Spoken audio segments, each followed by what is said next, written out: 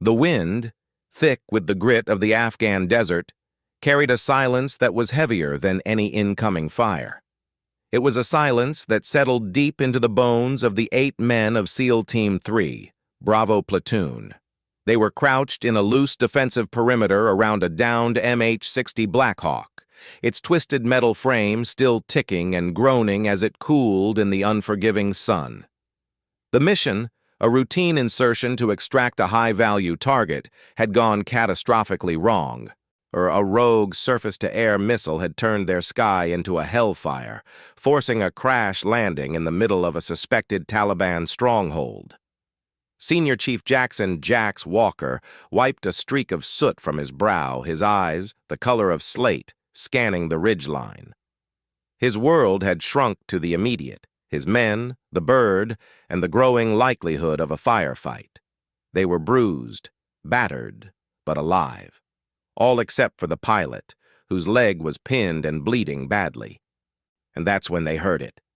A sound so out of place it made Lieutenant Coma Rodriguez, the team's sniper, flinch and adjust his scope. It was a voice, calm and clear, cutting through the chaos. "I need you to move that crate now. His femoral is compromised. If we don't get a tourniquet above the tear, he'll bleed out before the QRF even thinks about lifting off." The voice belonged to their new medic, and a slight figure who had joined them straight from a year of brutal field surgery in a forward operating base's emergency room. They knew her only as Doc. In the teams, gender was an afterthought, a detail buried under the weight of performance and proficiency. She was simply the one who could pack a wound and start a line in the middle of a hurricane. But as she worked on the pilot, her movements were different. There was a familiarity, an almost instinctual knowledge of the cockpit's layout. She didn't ask for the medical kit. She reached into a recess beside the pilot's seat and pulled out a custom-fitted trauma pack, her hands finding it as if she'd done it 1,000 times before. Jax watched her, a flicker of confusion breaking through his combat focus. "Doc, how did you know that was there?" She didn't look up, her hands a blur of precise, life-saving motion. "Standard issue for this airframe, Senior Chief. You learn the ins and outs." It was a plausible answer, but it didn't sit right. Her eyes, a startling shade of green he could now see clearly, held a depth of experience that felt ancient, not like someone who had just spent a year in a field hospital. They held the look of someone who had seen the world from a very specific, very perilous vantage point. Hours later, after a tense extraction by a second Blackhawk and a hot wash at the forward operating base that left more questions than answers, the team was back in their temporary quarters. And the pilot would keep his leg, thanks to Doc. The mood was a mix of adrenaline come-down and simmering curiosity. They were used to mysteries, but this one was walking among them, stitching up their buddy with the hands of a ghost. It was Coma who finally voiced it. He was cleaning his rifle, his voice a low murmur. "Jax, you see the way she moved in that cockpit? It wasn't just knowing where a kit was. It was proprioception, like she was part of the machine. I've only ever seen that in one other person." Jax looked at him, a silent question in his eyes. "My brother," Coma continued, his voice even quieter. "Before he was a ranger, he was an aviator. Flew these birds for 6 years. When he got out, he told me it never leaves you. The way you sit, the way you reach for things, the way you scan the dials even when you're not flying. It's muscle memory for life." The implication hung in the air, thick as the desert dust. Their medic, and the woman who patched them up, had the muscle memory of a Black Hawk pilot. The next few weeks were a masterclass in controlled observation. The SEALs were hunters by trade, and their new target was one of their own. They noticed things. The way she would sometimes look at the sky and her head would make an almost imperceptible tilt, as if calculating wind speed and altitude. The calluses on her hands were wrong for a field medic, and they were in the precise spots where a cyclic and collective stick would rest. She could tell the exact model of an aircraft by its engine sound from a mile away, a trick even their JTACs struggled with. The breaking point came not in a firefight, but during a simple training exercise. They were doing low-altitude, high-opening LAHO jumps, a notoriously tricky maneuver. One of the younger SEALs, a man they called Fish, got twisted in his risers, his chute spiraling dangerously close to another jumper. On the ground, every operator's eyes were fixed skyward, hearts in their throats. It was a disaster waiting to happen. Before anyone could move, Doc was there, grabbing a handheld radio. Her voice, when it came over the comms, wasn't the calm, clinical tone of a medic. It was a command, sharp, authoritative, and laced with the unmistakable cadence of a seasoned flight lead. Maypop 22, this is baseplate. You are in a deep stall. Dump your right riser now. Hard. I say again, hard dump on the right. Then flare left to correct for the swing. Her instructions were perfect textbook and delivered with a confidence that could only come from someone who had talked dozens of jumpers through similar malfunctions. Fish, desperate and reacting to the sheer force of her command, obeyed. His chute snapped open, the risers untwisting just feet above his teammate. He landed hard but safely, rolling to his feet with a look of stunned disbelief. The silence that followed was deafening. The entire platoon, from Jax to the newest operator, stared at her. She stood there, the radio still in her hand, her face a mask of controlled panic. She knew she had slipped. She had revealed a fragment of a past she had so carefully concealed. Jax walked over to her, his face unreadable. He didn't say a word. He just held out his hand. After a long, tense moment, she placed the radio in his palm. "A conference room, now," he said. It wasn't a request. In the small, sterile room, the door closed. Jax leaned against a metal desk. He didn't sit, and he didn't offer her a seat. He just looked at her, his eyes boring into hers. The mask of the senior chief was gone. It was just a man, trying to understand. "Who are you?" he asked, his voice soft but carrying the weight of command. She stared at a point on the wall, her jaw tight. The silence stretched, becoming a palpable entity in the room. Jax waited. He had interrogated high-value targets, had broken men with just a look, but this was different. This wasn't an enemy. This was one of his own. Finally, she let out a long, shuddering breath. The tension in her shoulders didn't dissipate. It just changed, from the tension of hiding to the tension of preparing for impact. "My name is not Emily Carter," she began, her voice barely a whisper. "It's Alexandra." "Hi, Alexandra Alex Vance." The name hit Jax like a physical blow. Vance. He knew that name. Every SEAL who had been in the game for the last decade knew that name. Lieutenant Commander Marcus Vance, a legend, a naval aviator who had flown more combat missions than anyone in the history of the MH-60 community. A man whose call sign, Viper, was synonymous with skill, bravery, and an almost supernatural ability to bring his birds home. And he was the pilot who had pulled Jax and his entire squad out of a hot landing zone in Fallujah over a decade ago, flying through a wall of anti-aircraft fire with an ice-cold calm that had saved all their lives. Marcus Vance was a hero, and he was dead. Jax's blood ran cold. "Vance," he breathed. "Lieutenant Commander Marcus Vance. I'm his daughter," Alex finished for him, the words seeming to tear themselves from her throat. "I'm his only child." The world seemed to tilt on its axis for Jax. He saw her then, not as his medic, but as the little girl in the photograph Marcus used to keep taped to his instrument panel. A photo of a smiling child with the same startling green eyes. Marcus had talked about her once, in a rare moment of vulnerability after a mission. He had said she was his reason for coming home. "Your father," Jax started, the words catching in his throat. "He saved my life. In Fallujah. He flew us out. He was the best." A single tear escaped Alex's eye, tracing a clean path through the grime on her cheek. She didn't wipe it away. "I know," she whispered. "He told me. He kept a journal. He wrote about every single extraction.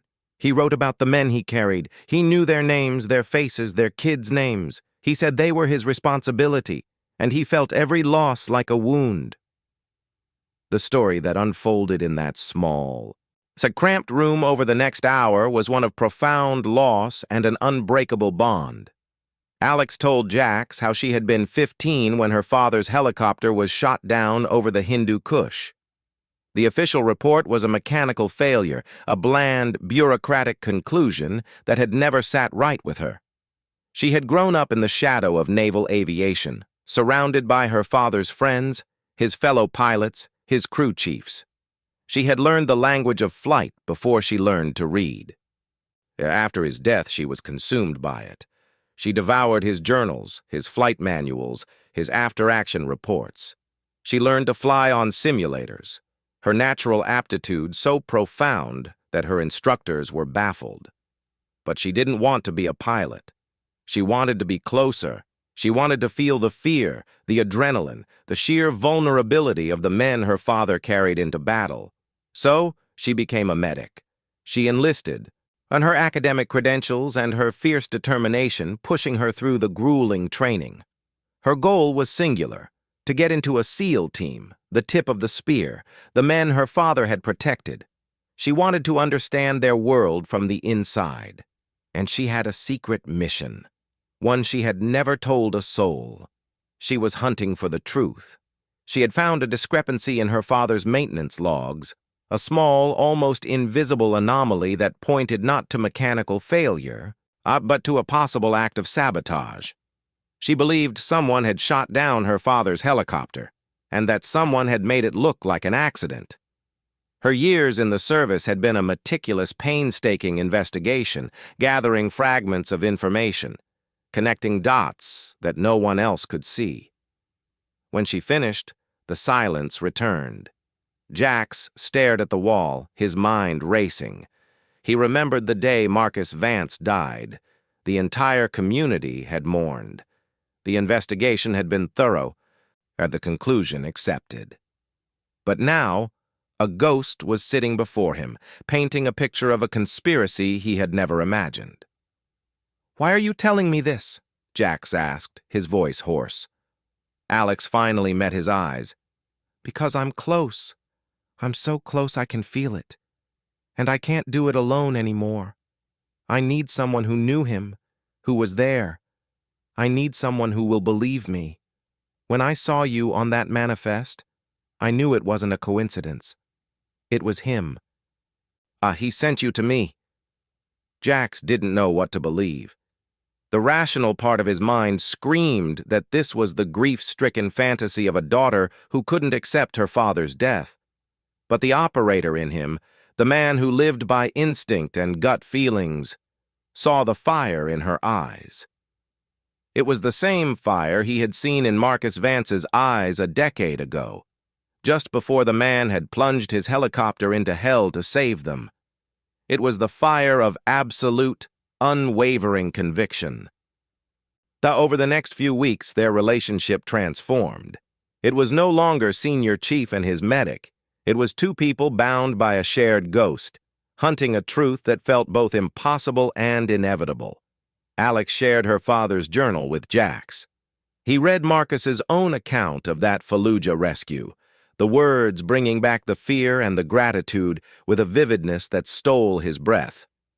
He saw his own name, written in Marcus's tight, precise handwriting, along with a note.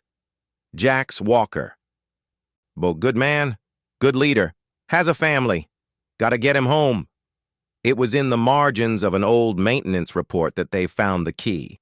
Alex pointed to a small handwritten notation next to the tail rotor assembly. It was a date, a time, and the initials RS. RS, Alex whispered.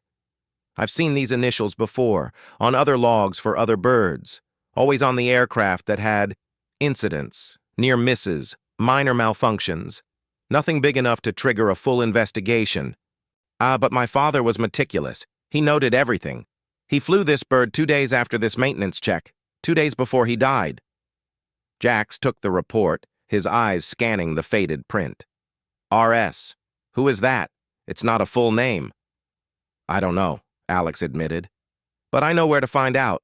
The maintenance officer who signed off on this report is still alive. He's retired now, lives in Virginia Beach. I have his address. It was a lead as thin as a spider's thread, but it was all they had.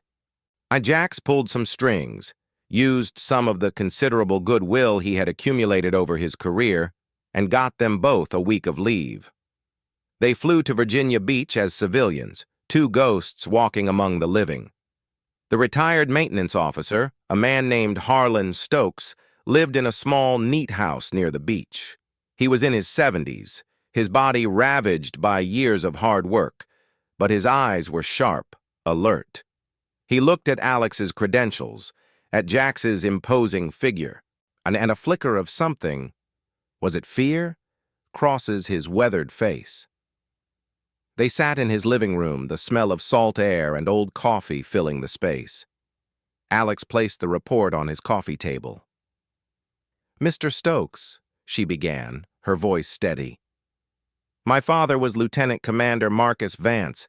He flew the MH-60 that went down in the Hindu Kush 12 years ago. I'm trying to understand what happened. Stokes looked at the report, then back at her. His hands, gnarled with arthritis, trembled slightly. I remember your father, he said, his voice a low rumble. Good man. Fair. Always treated the ground crews with respect. Not all pilots did. Then you'll understand why I need to know, Alex pressed. The initials on this log, RS. Who is that? Stokes stared at the initials for a long time. The clock on his mantelpiece ticked loudly, each second an eternity. Finally, he let out a long, defeated sigh. He looked up at Alex, and in his eyes she saw a deep, ancient sorrow. You have to understand, he began, his voice cracking. In a war zone, things are complicated. People make deals. People get desperate. There were contractors, local nationals, working on the base. They were vetted, but you never really knew. Who was it, Mr. Stokes? Jax interjected, his voice calm but firm. Stokes looked at Jax, then back at the photo of Marcus Vance he kept on a small table, a picture cut from an old Navy Times. His name was Rashid Samir.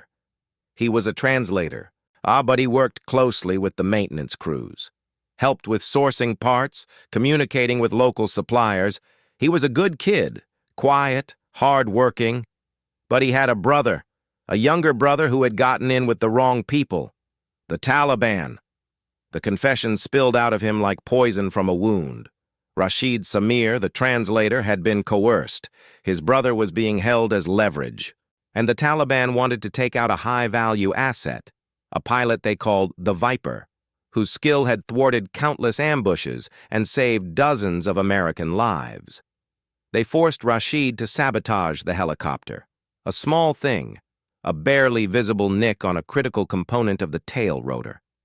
It was designed to fail not immediately, but after several hours of flight, making it look like a stress fracture, a mechanical failure. Rashid had done it, his hands shaking, his heart breaking. But he had signed the maintenance log with his initials, a final desperate act of honesty in a sea of lies.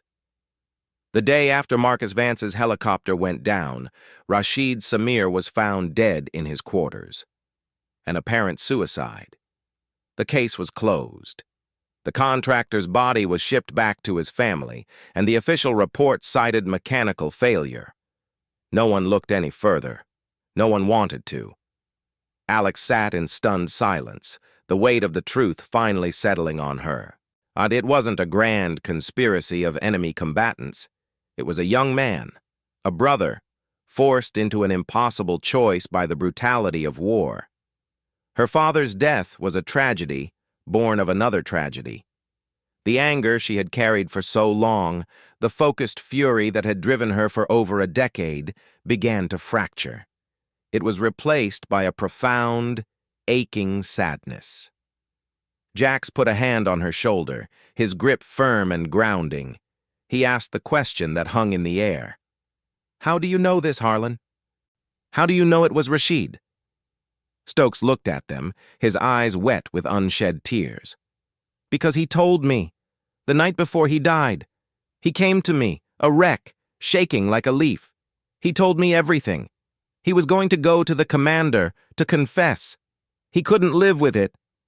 I told him to wait. I told him we'd figure something out. I was a coward. I was scared. Scared of the investigation, scared of the questions. I told him to sleep on it. The next morning, he was dead. They said he hanged himself. Maybe he did. Maybe they helped him. I'll never know. But I've carried that secret every single day for 12 years. The room fell silent again. The truth was out, raw and ugly. Alex stood up, her legs feeling weak. She walked to the window and stared out at the gray Atlantic Ocean, churning endlessly against the shore. Her father's killer was not a faceless enemy, but a scared young man, himself a victim, who had paid for his crime with his own life. The neat, clean narrative of revenge she had built her life around crumbled to dust. They left Harlan Stokes' house in silence. The drive back to the airport was a blur of gray sky and highway lines. Jax didn't know what to say. He had no comfort to offer, no wisdom to impart. He had simply been a witness to the unearthing of a terrible truth. On the plane, as they soared above the clouds, Alex finally spoke. Her voice was quiet, but it held a new kind of strength, one not born of anger, but of acceptance. "He wrote about you, you know," she said, looking at Jax. "My father, in his journal after Fallujah, he said you were the kind of leader men would follow into the fire. He said it was an honor to fly for you." Jax swallowed hard, the memory of that night washing over him. "The honor was mine, Alex. It always was." "I know," she said. "And now I think I finally understand. He wasn't just a pilot. He was a protector. And in his own way, so was Rashid. He was trying to protect his brother. It was a no-win scenario. War doesn't create heroes and villains. It just creates victims." She turned to look out the window at the vast, indifferent sky. The pain of her father's loss would never fully heal. But the poison of the unknown, the consuming need for a reason, was finally gone. In its place was a profound, complicated peace. She was still Doc, the medic of SEAL Team 3, but now the ghost she carried was no longer a mystery. It was her father, and his story, finally, fully and heartbreakingly known. Back at the base, the team noticed the change in her. The haunted look in her eyes had softened. There was a new calmness, a deeper stillness. They didn't ask questions. They didn't need to. She was one of them, and they trusted her. Jax never spoke of what happened in Virginia Beach. It was a secret they would carry together, a silent bond forged in the crucible of a truth more painful than any lie. Months later, and on a clear night under a canopy of stars, the team was gearing up for another mission. As Alex checked her medical kit, she paused and looked up at the sky. A single star seemed to burn brighter than the rest. She smiled, a small, sad, and yet peaceful smile. She could almost hear his voice, calm and clear, cutting through the chaos of the world. "Good job, Alex. Now take care of my boys." She snapped her kit shut, the sound echoing in the quiet of the ready room, and turned to face her team. Her family ready for whatever came next.